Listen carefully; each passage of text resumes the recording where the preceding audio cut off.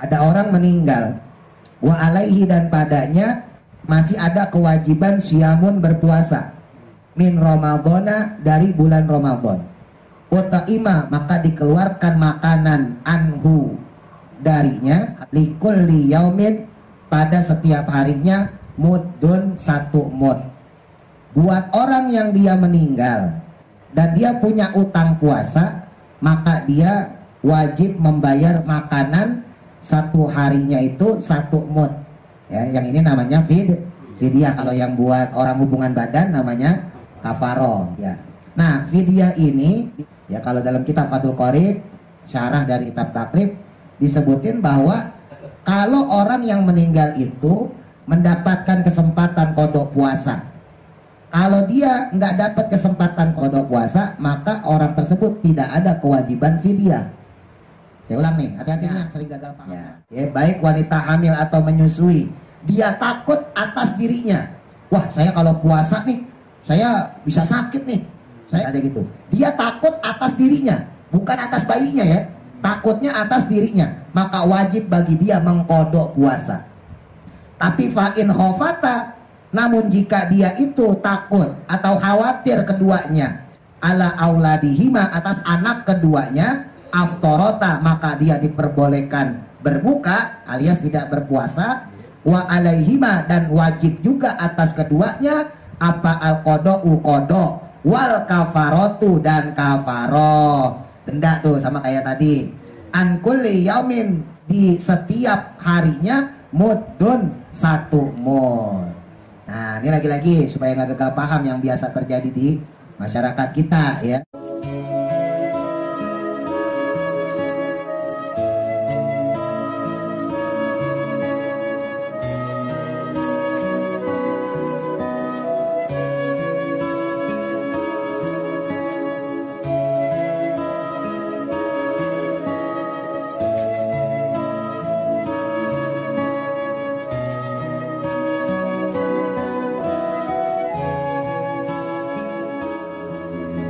Yaghfir lana wa liwalidina amin. Masih bab tentang puasa. Bismillahirrahmanirrahim. Qala musannifu rahimahullahu ta'ala wa nafa'ana bihi wa bi barakati ulumihi fi daraini amin.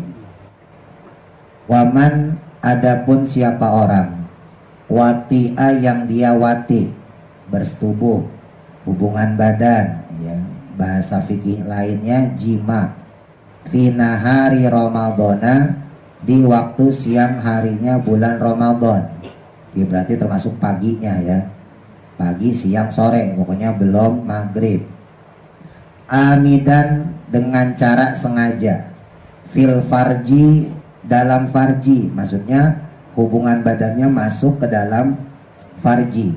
Ya, bukan nggak masuk, bukan nempel doang, bukan bercumbu, tapi ini beneran hubungan badan. Fa'alaihi maka wajib baginya apa al-qoda'u qodok, wajib bagi dia mengkodok puasanya karena puasanya batal. Dan juga wal kafarrotu dan membayar kafaroh, pelebur atau denda kalau bahasa kita. Wahia adapun dia kafarohnya buat orang yang sengaja hubungan badan secara ikhtiari, secara pilihan, yaitu yang pertama itqu raqabatin, memerdekakan budak, mukminatin yang beriman. Fa illam yajid maka jika dia tidak menemukan, jika dia tidak mendapatkan budak tersebut, fasyamu maka dia berpuasa syahraini 2 bulan mutatabi'aini dengan berturut-turut. Kalau nggak dapat budak maka puasa 2 bulan berturut-turut. Fa illam yastati maka jika dia juga tidak mampu ya, 1 hari aja bablas ya, bini ditabrak 2 bulan ya kan. Kalau dia nggak mampu maka fa it'amu dia harus memberikan makan sitina 60 orang miskinan yang miskin. Likulli miskinin yang mana pada setiap orang miskinnya. Untuk satu orang miskin itu muddun, 1 mud ya. 1 mud kurang lebih 600 atau 700 gram ya. Jadi kalau ada orang kok sengaja hubungan badan, ya sengaja ya. Tapi kayaknya nggak mungkin kalau hubungan badan nggak sengaja. Masa ya nggak sengaja? Mimpi ya. Iya. Ya, iya. Toto masuk sendiri gitu ya. Nah, ini. Oh, iya. Nah, kalau dia sengaja maka ikhtiari ya. Pilihan kafarohnya 3, tapi tetap dia harus qada. Ya, tetap dia harus qada puasa. Pertama, dia boleh memerdekakan budak. Kalau emang budak nggak ada, ya zaman sekarang udah nggak ada budak. Ya, walaupun isunya masih ada di negara Afrika, masih ada perbudakan. Kalau emang dia nggak bisa memerdekakan budak atau nggak mendapatkan budak, maka yang kedua adalah puasa 2 bulan berturut-turut. Kalau nggak bisa juga, baru memberikan makan 60 orang miskin. Jadi dulu di zaman Nabi itu ada orang Arab Baduy, dia datang kepada Nabi lapor, ya Rasul, saya celaka. Celaka kenapa? Celaka, pokoknya celaka. Celaka kenapa? Saya hubungan badan, saya jima sama istri saya, Rasul. Saya wati sama istri saya. Iya, dukhul, sampai masuk ke farjinya. Kata Nabi, ya kan kamu tahu hukumnya? Iya tahu ya Rasul. Apa hukumnya? Memerdekakan budak. Iya, tapi saya nggak punya budak. Saya orang miskin ya Rasul, mana punya budak. Ada juga saya yang disuruh-suruh. Terus kemudian ya udah, ikhtiari pilihan yang kedua, yaitu kamu puasa 2 bulan berturut-turut. Orangnya cengeng-cengengesan aja. Ya Rasul, yang 1 hari aja saya bablas. Ya, apalagi yang 2 bulan, 1 aja bini saya tabrak. Lah iya, 2 bulan kagak sanggup ya Rasul. Nah, Rasul itu diriwayatkan dalam hadis Bukhari itu sampai terlihat gigi gerahamnya. Jadi saking lucunya nih orang, jadi cekikikan kalau bahasa kita ya. Nah, terus ya udah, berarti alternatif yang ketiga, kamu ngasih makan 60 orang miskin.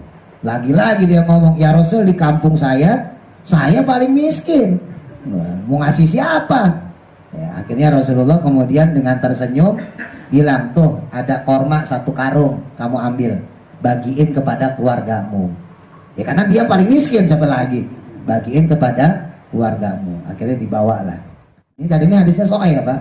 Dari hadis ini kemudian Imam Asy-Syafi'i, mazhab kita, memberikan satu saran ya, buat orang-orang yang dia kaya, maka sebaiknya ambil pilihan yang memberikan makanan kepada orang miskin. Kalau dia orang ada, dia orang kaya, maka ambillah alternatif yang ketiga, memberikan makan kepada 60 orang miskin. Tapi bagi orang yang dia tidak mampu, maka ambillah alternatif yang kedua, puasa 2 bulan berturut-turut. Jadi ikhtiari ini menurut mazhab Syafi'i dikondisikan dengan keadaan si orang tersebut.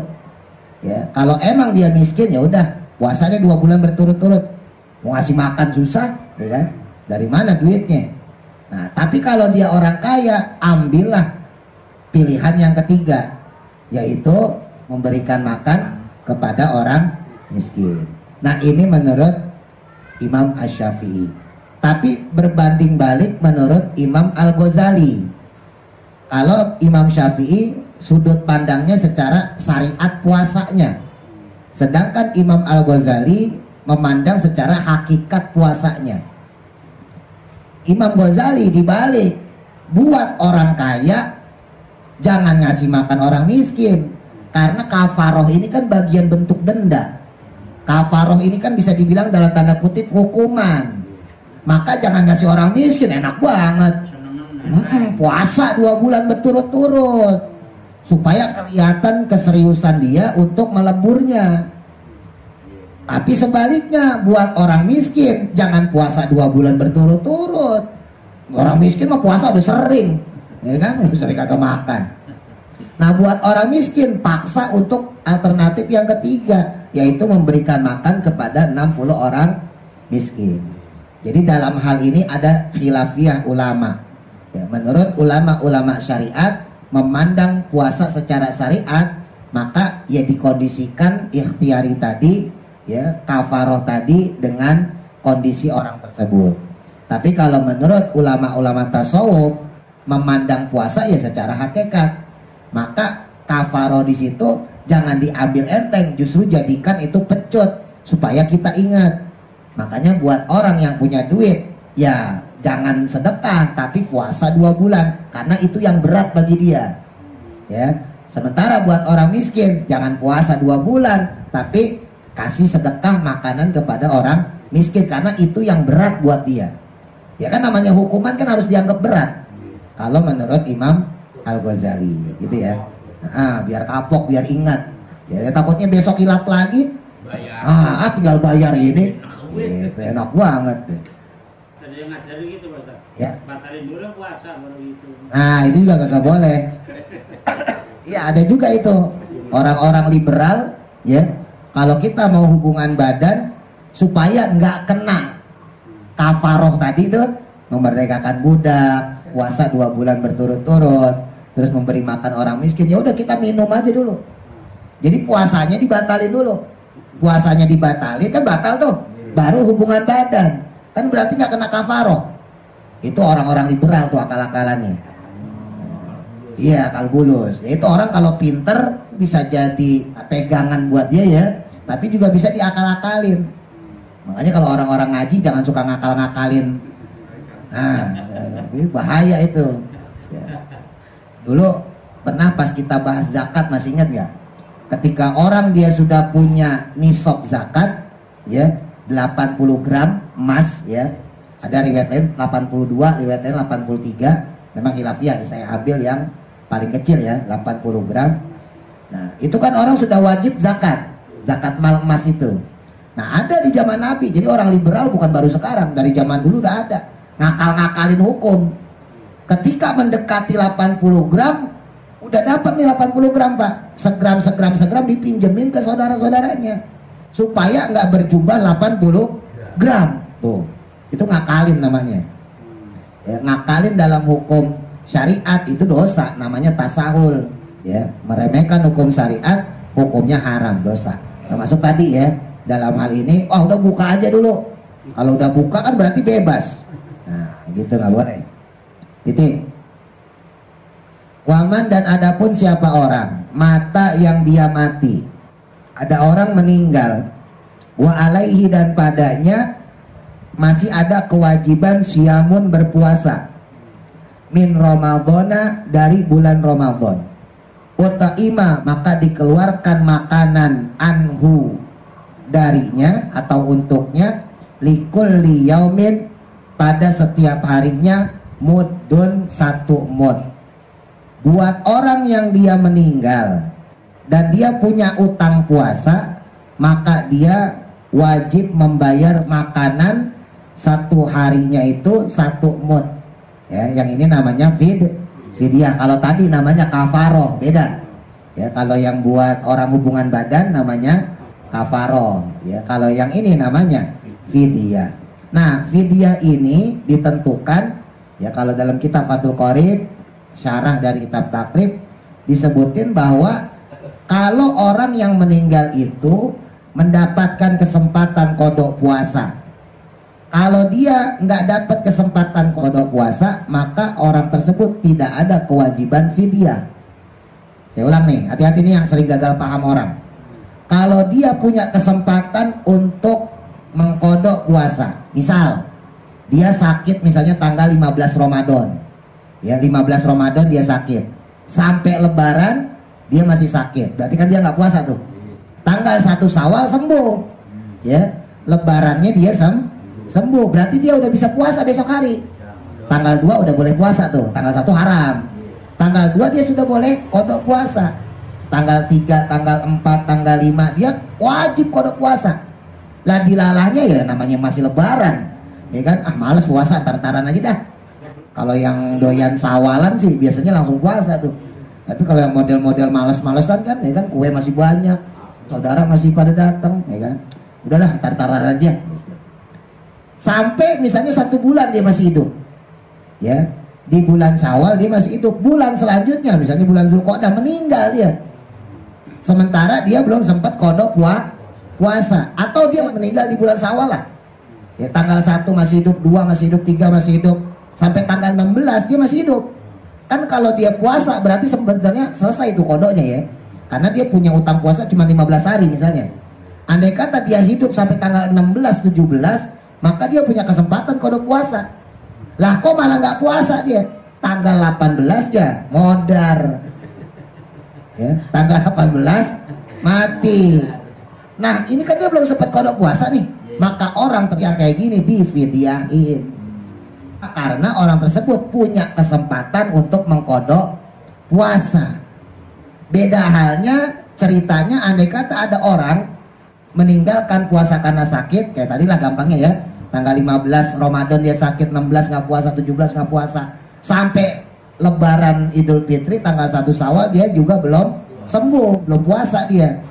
Tanggal 1, tanggal 2, tanggal 3 masih sakit, tanggal 4 meninggal. Nah, maka orang tersebut tidak wajib fidyah. Dan fidyah itu nggak harus pas malam takbiran. Ini saya lurusin nih beberapa kebiasaan adat masyarakat yang salah. Ya. Satu, tadi orang nganggap semua orang sakit harus difidyahin. Enggak. Yang difidyahin adalah kalau dia punya kesempatan mengkodok, berarti dia berdosa dengan meninggalkan puasa itu. Kalau dia belum punya kesempatan mengkodok, maka orang tersebut tidak diwajibkan bayar fidyah. Ya. Ada juga yang kedua, kesalahan di masyarakat, main bayar fidyah aja. Kenapa bayar fidyah? Bapak saya sakit nggak puasa bulan ini. Lah kan bapaknya masih ada kesempatan hidup. Ya kan, kalau habis Ramadan bapaknya sehat, ya wajib kodok puasanya. Anaknya jangan main langsung bayarin fidyah aja. Ini biasanya kayak gini akal-akalan ustadz sedekah nih. Ya, hati-hati ustadz-ustadz kayak gini tuh. Ya. Nah, biar dapat, karena ustadznya juga pengen. Ya, saya paling sebel kalau ustadz-ustadz model kayak gitu tuh. Ya. Dia nggak tahu ilmunya men. Wah, bapak kamu kan sakit, bayar zakat sekalian bayar fidyah. Dari mana itu? Ya. Kalau yang awam setuju, sepakat sama saya nih. Ya, benar juga Mas. Lah emang begitu ilmunya. Jadi ustadz juga belum tentu benar juga. Kalau salah kita bilang salah. Ya. Jadi kalau secara ilmu, kalau dia sempat kodok, berarti dia berdosa dengan meninggalkan puasa itu. Nah, baru yang kayak gini difidyahin. Paham ya? Nah, ini juga berlaku untuk sholat. Ya. Walaupun kalau untuk puasa ulama ijma sepakat untuk puasa nih masalah fidyah. Kalau untuk sholat ulama khilafiyah. Ya, kalau fidyah orang meninggalkan sholat itu khilafiyah, ada perbedaan pendapat. Tapi kalau untuk puasa yang kita bahas ini ulama sepakat, Pak. Ya, seluruh ulama dari mazhab Hanafi, Maliki, Syafi'i, Hambali semuanya sepakat tentang fidyah ini. Nah, ketika orang yang sholat nih, ya, dia tinggalkan sholatnya, lalu dia dalam keadaan sakit. Nah ini hampir sama ya, Bapak bayangin kayak tadi. Andai kata misalnya hari Senin ada orang masuk ICU, berarti dia nggak sholat. Ya, sholat 5 waktu dia tinggalin.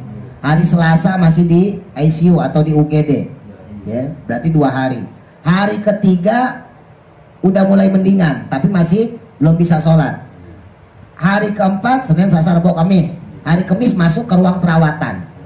Ya, masuk ke ruang perawatan karena sudah mendingan, sudah pulih. Ya, hari Jumatnya dia masih di ruang perawatan, pemulihan. Hari Sabtunya sudah diperbolehkan pulang. Hari Ahadnya baru 1 hari di rumah, anfal, meninggal lagi rumah, atau disempat dibawa rumah sakit kemudian dia meninggal. Maka fidyah sholatnya itu yaitu yang dari hari Senin itu. Hari Senin, Selasa, Rabu, Kamis, Jumat, Sabtu, Ahad. Itu yang difidyahin. Satu sholatnya sama kayak puasa ya. 1 kali puasa tadi fidyahnya itu adalah 1 mud, kurang lebih 600 sampai 700 gram. Ya, 3/4 liter. Kalau pakai liter kurang lebih 3/4 liter. Nah, begitu pula ketika orang meninggalkan sholat di bawah waktu. Tinggal dijumlahin aja tuh. 1 sholatnya 3/4 liter. Ya, 1 hari 5 kali sholat. Ya, berarti kurang lebih 3,5 liter. Ya, kali 7. Nah, kurang lebih 24 literan lah, 24-25 liter ya, kurang lebih. Itu yang difidyahin. Misal ya, hari Senin sakit, hari Selasa masih IGD ya. masih di ICU, hari Rebonya mulai baikan dikit, hari Kamisnya masuk ruang pemulihan, udah enak nih, Jumat udah mulai enak, kata dokter bapak besok boleh pulang, ya pulang Sabtu, ya hari Ahad udah mulai sembuh total, udah bisa dia sholat, tapi dasar males kagak sholat. Ahad dia nggak sholat, Senin dia nggak sholat, padahal dia bisa kodok, ya kan? Hari Rebo dia bisa sholat, tapi dia tetap nggak mau kodok, padahal udah sehat. Hari Kamis modar, hari Kamis meninggal belum sempet kodok sholat, padahal kalau dia sempetin kodok aja. Hari Ahad dia sembuh ya, dia kodok tuh zuhur 7 kali sholatnya, kan 7 hari ya kan? Nah terus sholat asar 7 kali, sholat maghrib 7 kali, isya 7 kali, subuh 7 kali, selesai. Dia dasar kagak pernah sholat atau jarang sholat, males, dia tinggalin tuh, ntar aja deh, ya kan? Hari Senin masih sehat, tapi dia nggak kodok sholat juga. Hari Rebo masih sehat, tapi nggak kodok sholat juga. Hari Kamis modar, hari Kamis mati, dia belum sempat kodok sholat yang kemarin sakit. Ya, 1 hari 5 kali sholat, ya berarti kurang lebih 3,5 liter kali 7. Nah, kurang lebih 24-25 liter ya. Itu yang difidyahin. Hari Ahad dia nggak sholat, Senin dia nggak sholat, hari Rebo dia bisa sholat, tapi dia tetap nggak mau kodok. Apakah perlu fidyah? Kagak. Berarti itu dosa dia sendiri. Nah, ini lagi-lagi kadang-kadang mau ustadz diakalin. Biasanya pas lagi tahlilan tuh. Ya. Kemarin sakit, sempet kodok nggak? Wah belum sempet kodok Pak Ustadz. Wah bayar fidyah. Ya, sekian liter lah. Bayar sama siapa Pak? Ya sama saya lah. Oh. Ustadz kayak gitu parah gitu. Nauzubillah ya. Hati-hati nih, ya. Jangan mau ya dibohongin sama yang model kayak gitu. Jadi orang itu diwajibkan bayar fidyah karena sebagai pengganti, Pak.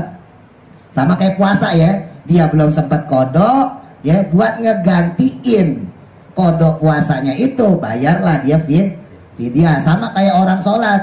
Ya, dia belum sempat kodok sholat, udah keburu meninggal, digantilah sholat tersebut dengan bayar fidyah. Ya, ini hati-hati ya. Oh, zaman sekarang aneh-aneh orang, adalah fidyah setahun. Yang punya beras masih mendingan. Ya maaf ya, kadang yang meninggal kan orang miskin, kan kita nggak tahu. Disuruh sama ustadznya sekarung. Wow, ini setahun ini orangnya nggak kodok. Lah kalau semua sholat bisa diganti dengan fidyah, enak dong, tiap hari saya nitip aja Mas Ganto. Mas Ganto mana sholat nih, saya titip beras. Hari ini saya kagak sholat dulu. Lah iya. Iya enggak? Ya makanya fidyah itu nggak sembarangan, hanya untuk orang yang memang secara beban dia belum sempat mengkodok.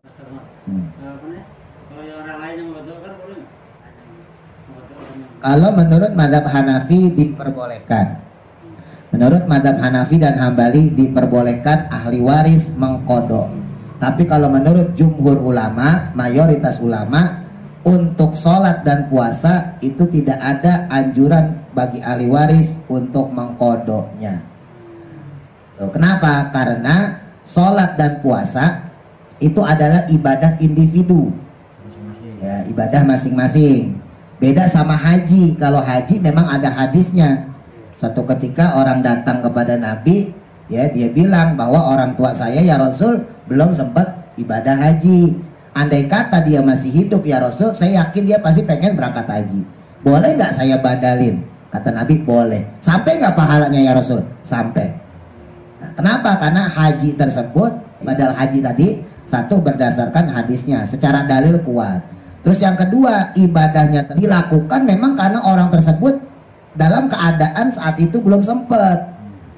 Ya, sementara dalam hal ini kasus orang yang meninggalkan sholat dan puasa, dia punya kesempatan untuk mengkodok puasa atau sholatnya. Walaupun ada keterangan beberapa ulama dari madhab Hambali dan madhab Hanafi. Tapi kalau secara keseluruhan, mayoritas ulama untuk sholat dan puasa itu bagi ahli waris tidak perlu dikodok buat ahli waris. Kenapa? Karena sudah ada alternatif fidyah. Beda sama haji. Haji nggak ada alternatifnya. Mau nggak mau harus dibadalin, ya nggak? Tapi kalau untuk sholat sama puasa ya, sholat sama puasa ada alternatif berupa fidyah. Titik. Wasyekhu dan adapun syekh. Syekh ini orang tua maksudnya, sepuh. Bukan syekh ulama, bukan. Ya orang yang sudah dianggap sepuh. Ya kalau di sini misalnya Pak Haji Larno, Pak Haji Kohar. Nah itu tuh boleh dipanggil syekh nih, Pak Haji Idris. Ya, Syekh Idris bisa gitu kan. Nah ini untuk orang tua nih ya. Itu man yaitu orang ajaza yang dia lemah anisomi dari berpuasa. Buat orang tua yang dia sudah lemah untuk berpuasa. Ya, dalam kitab I'anatul Thalibin, syarahnya Fathul Mu'in, termasuk di dalamnya juga orang yang sudah pikun. Walaupun umurnya mungkin belum tua-tua amat, misalnya baru 60, tapi udah mulai pikun kan banyak ya. Jangankan 60, 40 aja udah mulai pikun. Nah, andai kata orang tersebut ya sudah dianggap uzur, tidak mampu berpuasa, atau tadi saya sampaikan orangnya pikun, yuftiru maka dia diperbolehkan berbuka, wa yutaimu dan memberi makan dia an kulli yaumin pada setiap harinya mud dan 1 mud. Nih. Jadi buat orang seandainya dia sudah lemah, sudah uzur, termasuk tadi saya sampaikan orang yang sudah pikun, maka boleh dia tidak berpuasa dengan mengganti fidyah. Ya, ganti fidyah sama 1 mud 1 harinya. Yang membedakan dengan orang sakit apa? Kalau orang sakit yang tadi kita bahas, dia tetap wajib qada. Sedangkan bagi syekh, bagi orang yang sudah sepuh, sudah uzur, dia tidak ada kewajiban qada. Bedain ya. Kalau yang syekh ini, yang udah sepuh ini, wajib baginya hanya fidyah.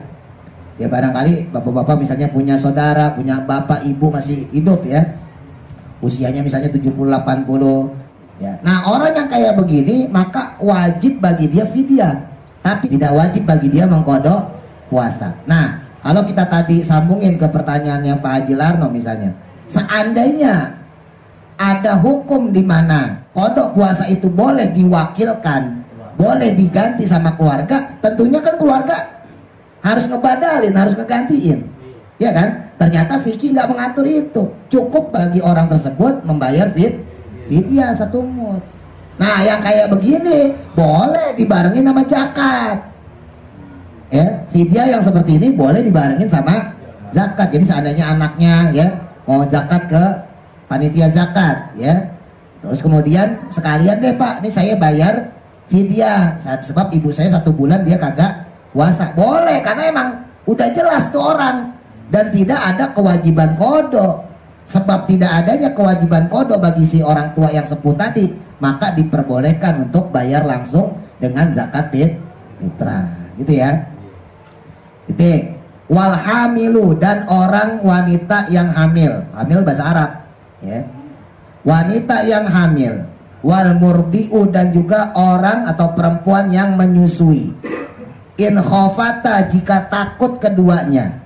Orang hamil atau orang menyusui dia kok khawatir, dia takut ala anfusihima atas jiwa atau atas diri keduanya, maka aftorota boleh berbuka keduanya, wa alaihima dan wajib bagi keduanya apa al-qada'u mengqada puasanya.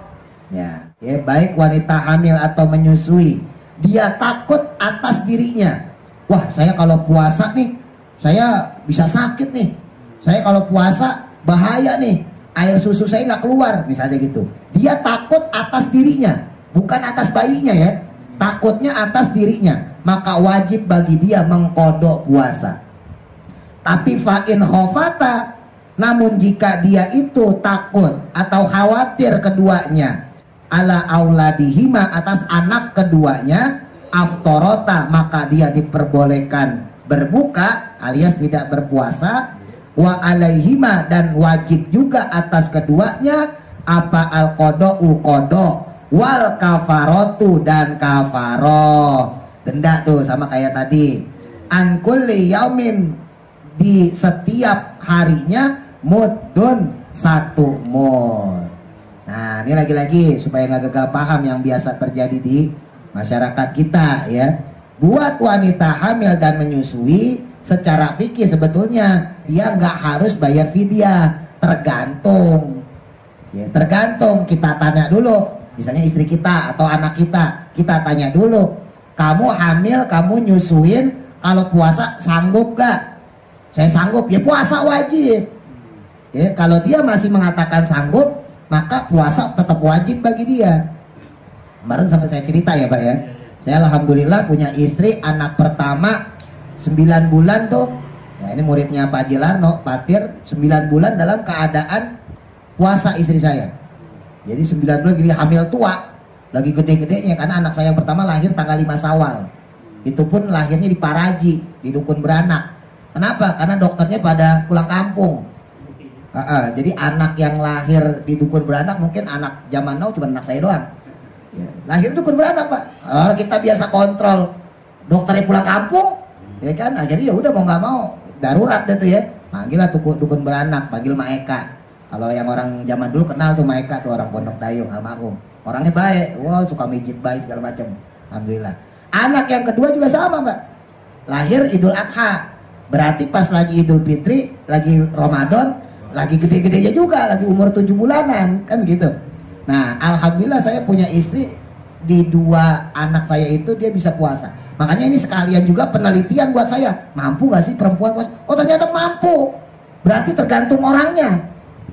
Ini mohon maaf, andai kata di antara bapak-bapak punya istri, punya anak gak puasa gak apa-apa. Ini saya cuma nyontoin doang. Ternyata mampu. Orang dia dalam keadaan hamil, dalam keadaan menyusui, dia puasa. Justru uniknya istri saya punya alasan ketika saya tanya kenapa maksain puasa. Kata dia, mumpung kagak head. Mumpung kagak head bisa puasa full tuh. Saya malah kagak kepikiran, saya ustadznya kagak kepikiran. Wah iya bener juga. Lah kalau perempuan kalau biasa head kan otomatis bolong Pak. Kadang perempuan malas bayarnya loh.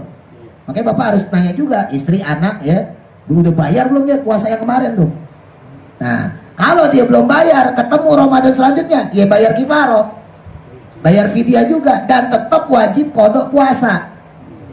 Double. Nah ini yang suka orang salah. Nih, ntar pulang tanya ya sama anak kita, anak istri kita. Kadang-kadang orang nyangkanya cukup bayar fidyah.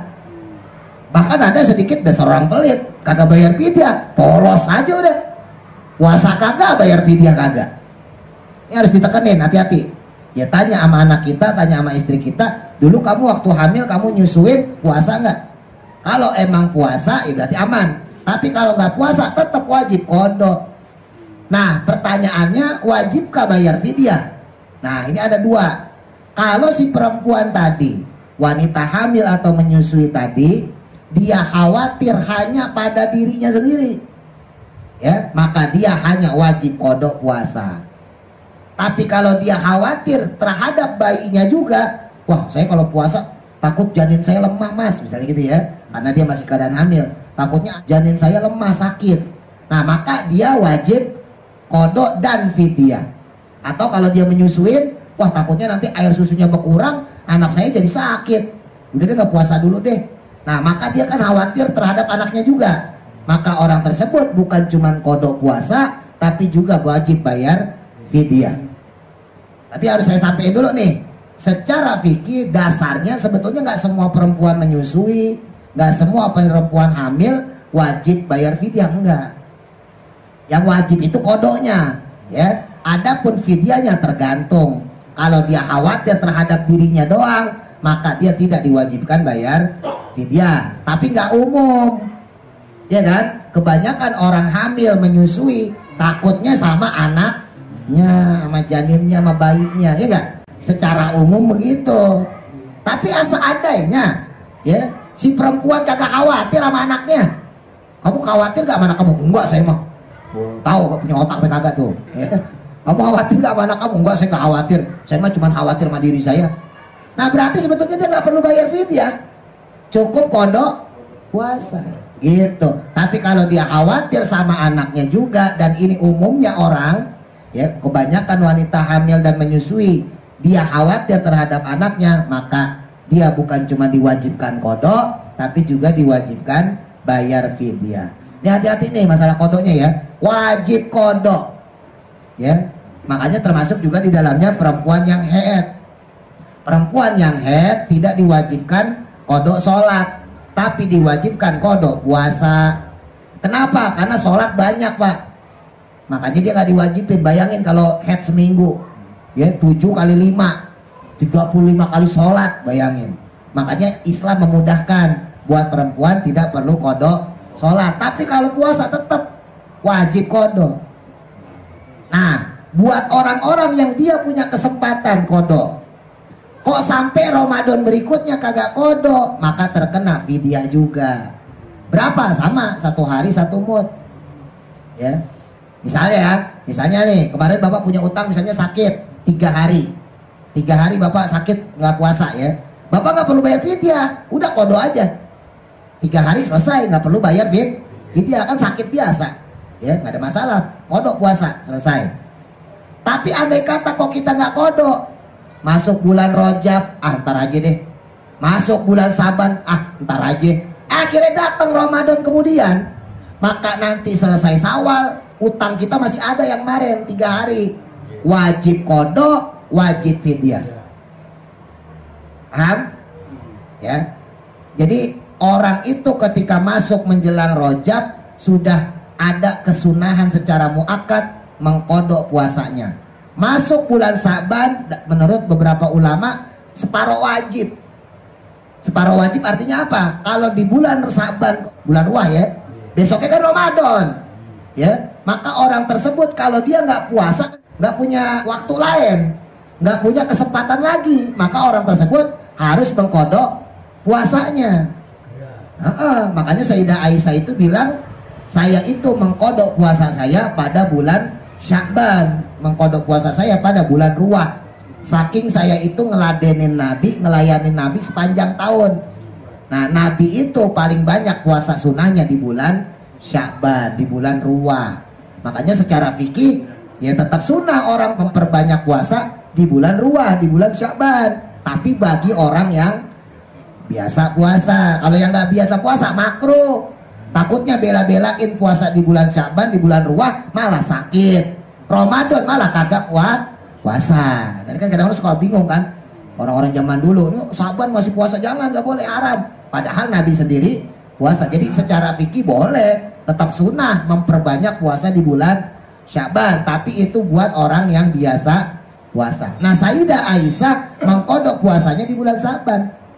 Makanya ulama-ulama fikih mengatakan orang yang mengkodok puasa di bulan Sya'ban bisa dibilang separuh wajib. Andai kata dia tinggalin kodok puasanya padahal besok dia sudah mau Ramadan, maka dosa dia. Misalnya dia punya kesempatan, katakan 3 hari dia untuk mengkodok puasanya, ya 4 harinya Ramadan nih, tanggal 1 nih, ya berarti katakan tanggal 26 lah.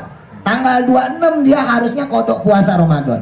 Siang dia kagak makan, nah sorenya dia buka, capek habis pergi, habis kerja misalnya, habis dagang, sorenya dia buka, maka bukanya itu haram. Kenapa? Karena dia cuma punya kesempatan 3 hari lagi. Besoknya misalnya ya, hari keduanya misalnya tanggal 28 Saban ya, tanggal 28 Saban 28 Ruwah. Kalau kita Saban Ruwah kita genepin 30, berarti kan dia punya kesempatan 3 hari doang. Ya, tanggal 28 dia puasa nih. Ya, dia sahur, pagi kagak makan. Siang dibukain sama dia. Capek, panas, besok aja deh buka dia. Maka dosa. Kenapa? Karena gak ada kesempatan lagi.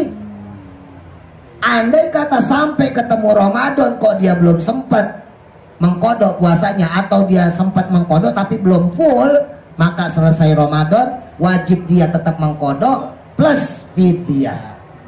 Kalau Ramadan itu dia kalah lagi, misalnya kalah lagi 3 hari, maka jadi 6 hari. Jadi habis lebaran dia kodoknya 6 hari, tapi fidyahnya cuma 3 mud, karena yang 3 harinya baru ini. Kecuali yang plus 6 hari ini sampai tahun depan juga belum kodok, berarti tahun depan 6 hari kodok puasa plus 6 mud. Itu untungnya kagak berlipat Pak. Lo kalau dilipatin, untungnya secara fikih kagak dilipat gandakan. Seandainya dilipat gandakan, andai kata dia tunda kodok puasanya 10 tahun, tinggal dikali 6 mud dikali 10, berarti 60 mud, kurang lebih 50 liter 1 karung. Ya enggak? Nah, dan sekarang tinggal Bapak mikir deh, dulu saya nggak puasa berapa hari? Oh, puluhan tahun. Dalam kitab I'anatul Thalibin diperbolehkan orang mengkodok puasa dia dengan puasa yang dia lupa atau dia ingat. Dulu saya puasa apa enggak sih, masih muda, kan kata kita gitu ya. Ya udah kodok aja, ya Allah saya niat puasa, mengkodok puasa saya yang saya lewatin. Udah liatin. Sama kayak sholat, waktu itu masih ingat ya.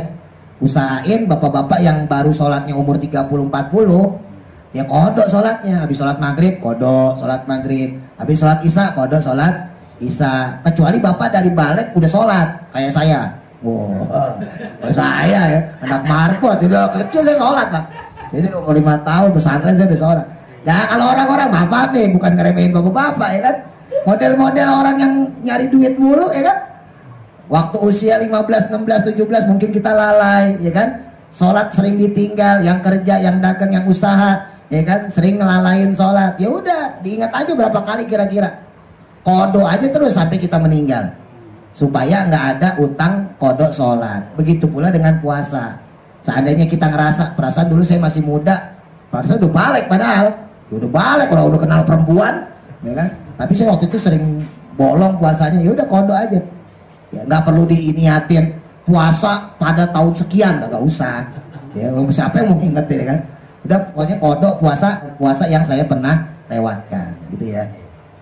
Wahua adapun satu mut, saya habisin ya. Itu ritlun wasulusun, ya sepertiga ritel. Sulus, kalau sulus itu sepertiga, kalau salasa 3.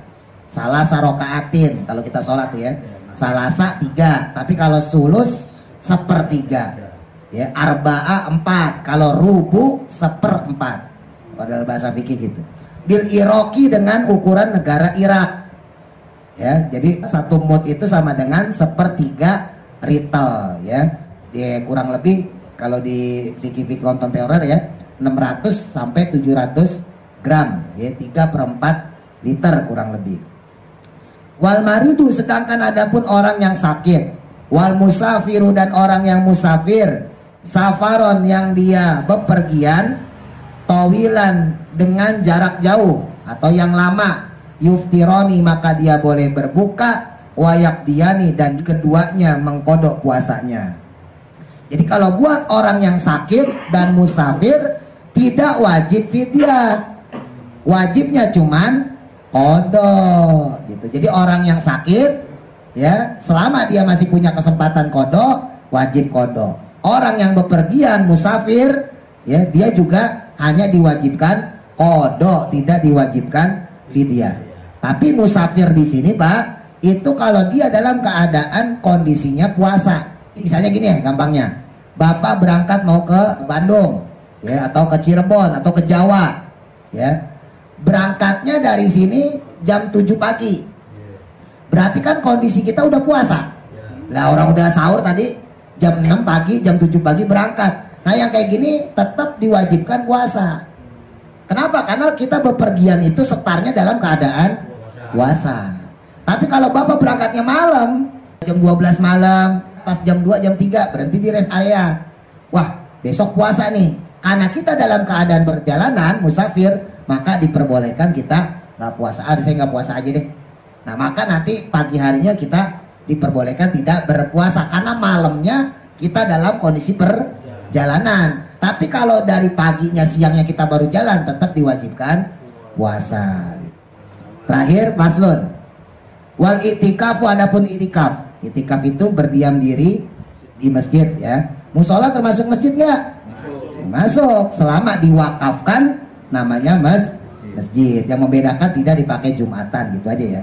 Tapi kalau Bapak di rumah punya musola sendiri, kamar sendiri, itu nggak disebut masjid karena tidak diwakafkan. Intinya itu.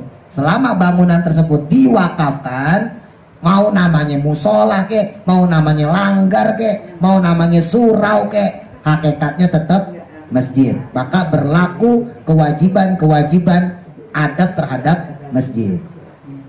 Itikaf itu sunnatun sunnah, mustahabatun yang disenangin, maksudnya disukai nama Rasulullah ya, sunnah muakkad.